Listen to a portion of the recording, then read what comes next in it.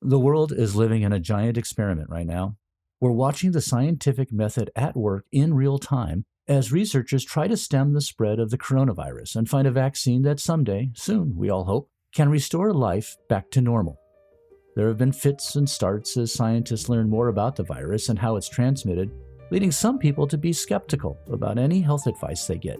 So who and what should we trust?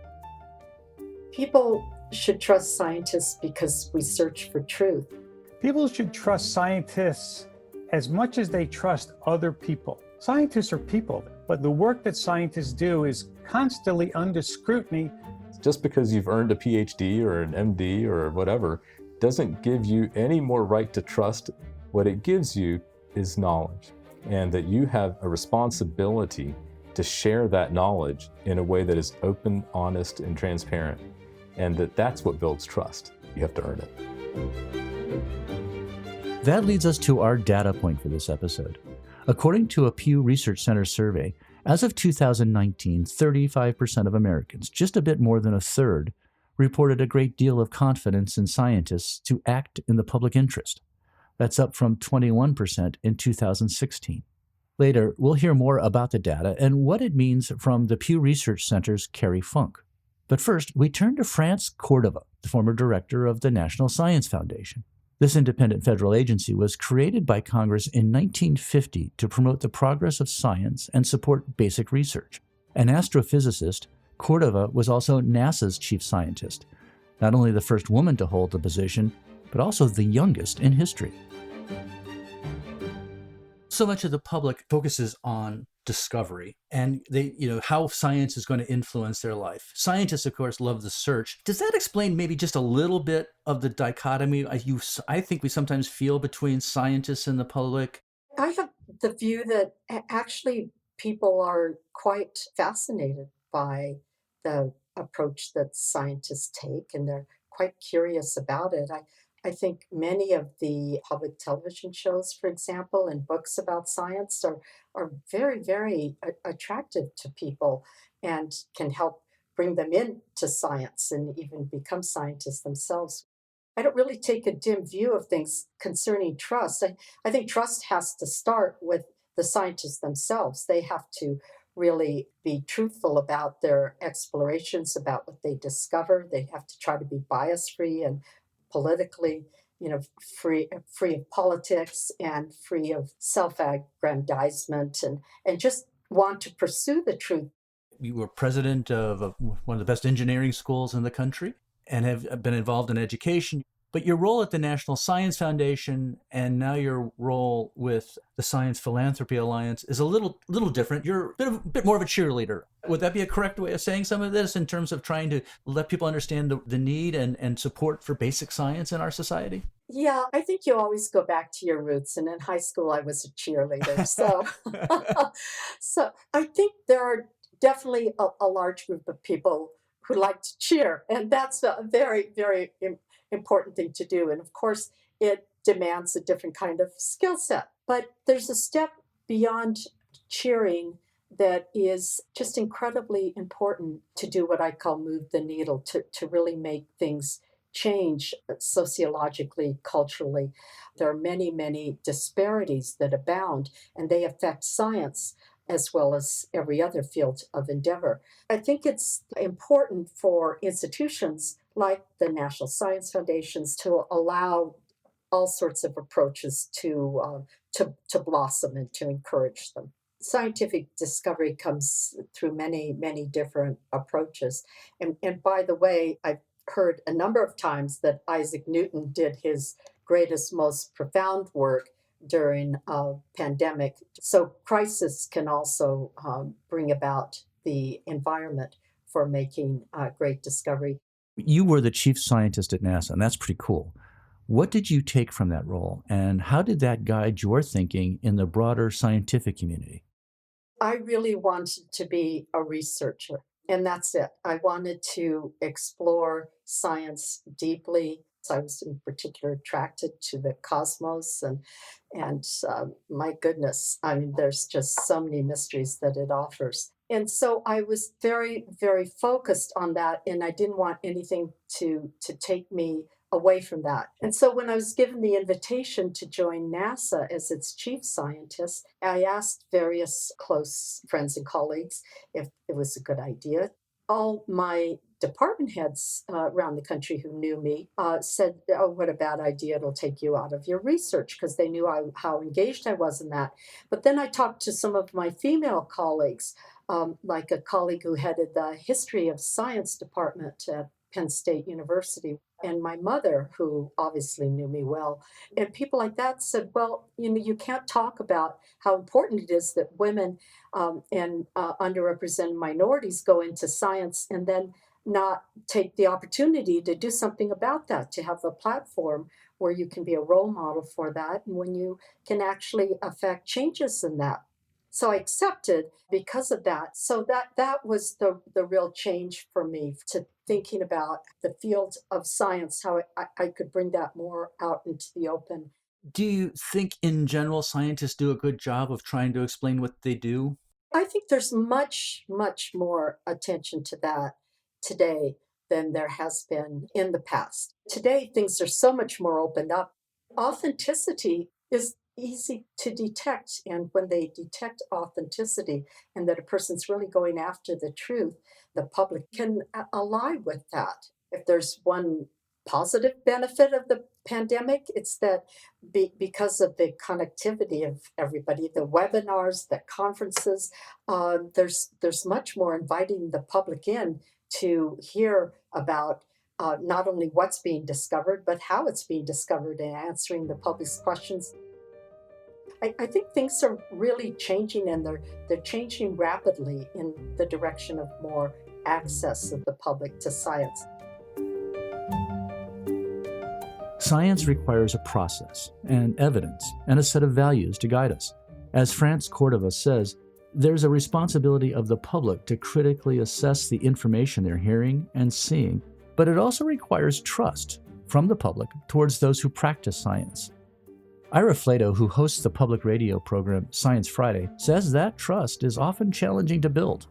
Part of the problem that most people have with scientists is that scientists change their minds. And they change their minds because sometimes they look at the big data and they look at what the statistics say. And COVID-19 is a perfect example of that. What we know now about this pandemic is a lot different than what we thought we knew at the beginning. And it's only because we're collecting all this data and looking at all the statistics. And that ever-moving target is something people have to sort of understand if they want to start applying science in their lives. Yes, and they have to understand that this is not somebody pulling the shades over their eyes. Yeah, that's the thing. Sometimes you hear that response, well, I don't know if I can trust this guy. He told me this yesterday, and now he's telling me that today, so why should I listen to him at all? Because you have to understand that's how science works, because it's science, as I said before, is trying to take a picture of a moving target. I've encountered this in my career many times. If people have made their mind up about something, it's really, really, really difficult to change their mind. But there are periods that we can go through, and I think we're going through that now with climate change, where the evidence becomes so overwhelming that we have a paradigm shift. I think we're going through that a bit with COVID-19 now, where some people who were not believing that it was real, and I've had people who have told me, I just can't deny what my eyes are telling me anymore. So I'm actually changing the way I'm thinking. And those paradigm shifts happen, and sometimes they may take a while. Kerry Funk knows about that important connection between public trust and science. She surveys the public and scientists for the Pew Research Center. What we study is really about the implications of science for society. And one thing that's really interesting is how science issues are increasingly a part of civic debates. There are social, policy, and ethical issues around all sorts of science issues, whether it's climate change, food safety, health applications, a coronavirus outbreak. Science and technological innovation is a core way in which we're changing as a society. And that's really important to the mission of the Pew Research Center, to better understand the forces shaping American society and how it's changing over time. One of the things we often do is we ask about trust, or what we often phrase it as is confidence, because the question is, trust to do what? Trust how? And so we have often asked, how much confidence do you have in scientists to act in the best interests of the public? And we compare that trust in scientists with trust in other groups and institutions like elected officials and the news media or journalists, as well as the military, religious leaders, other kinds of groups. One of the very first studies you did really looked at the discrepancies or differences and how there's sort of the general public views certain issues and how the scientific community might view certain issues. It was fascinating to me at the time because these are like the day-to-day stuff that we live in our lives. Is it okay to eat genetically modified food or eat food with pesticides? You found some real differences in how scientists view the world and how the general public views some of those things. Yeah, about 5 years ago, when we really started actively designing research in this area, we did a survey of members of the American Association for the Advancement of Science and asked them about their attitudes and opinions about a variety of different science issues.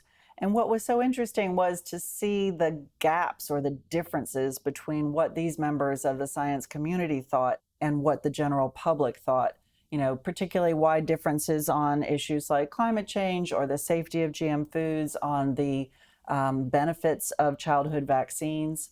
And so it wasn't limited to any one topic or issue area, it was across the board. And what it really did was underscore longstanding questions in the scientific community about how much does the public trust scientists and their work. What are you finding? How do scientists compare to those other groups? And has it changed over time? It has. So this is what's particularly interesting, is that trust in scientists has gone up, particularly since the time of the coronavirus outbreak. So between 2019 and 2020, we saw a rise in overall confidence in scientists to act in the best interests of the public. That is really in contrast to what we saw for other groups and institutions. Trust is now higher, kind of the strong level of trust or confidence is higher for scientists than it is for the military, which is kind of the next most trusted group. That wasn't an obvious finding, really, in terms of what would happen from the coronavirus and how that would influence public trust. Just give you an example, certainly other groups were stable and, confidence in journalists actually went down over the same time period. So clearly the coronavirus and the pandemic seems to have had an influence in public perception of science. Is there any way of gleaning why public opinion has changed over that period and why there is this greater trust? What's really happening has been a very fast-changing public opinion climate. In mid-March, you saw that high degree of consensus.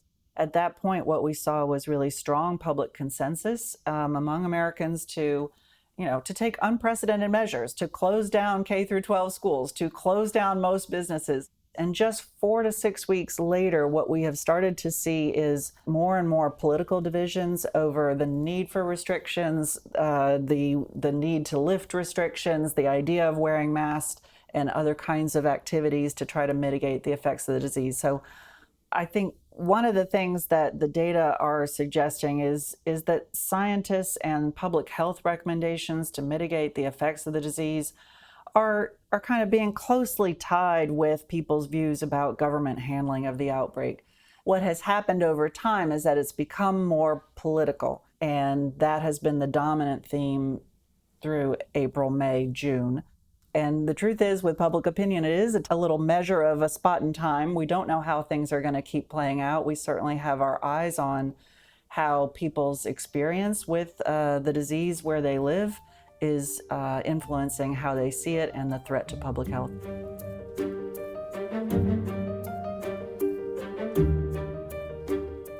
In the 17th century, if you wanted to be a scientist, you could be a scientist. Everything that was known could be found in an encyclopedia type of book. It's not possible today. That's Sudip Parikh explaining how the progress of science over time has required more precision and jargon than your average person might easily understand. He heads the American Association for the Advancement of Science. Now science is removed because the necessity of speaking with precision creates jargon, and jargon takes it completely out of the realm of the lay public. It becomes a special skill set to be able to break out of the audience of scientists and break into the audience of the interested, of the allies of scientists, of the general public. And so we have to be able to hold up that mirror to ourselves and say, it's not that science is a human endeavor. It's fallible. The person they're talking to is a scientist, They're looking at research, looking at evidence to try and answer questions to guide individual decision making, and they're willing to share that with me, a trusted person in the community. And so we have to make sure that we are building those human interactions, those human trust points, and that has eroded over time as science has become much more removed from the everyday practical. And without those skills to communicate to the general public, people can develop a sense of mistrust.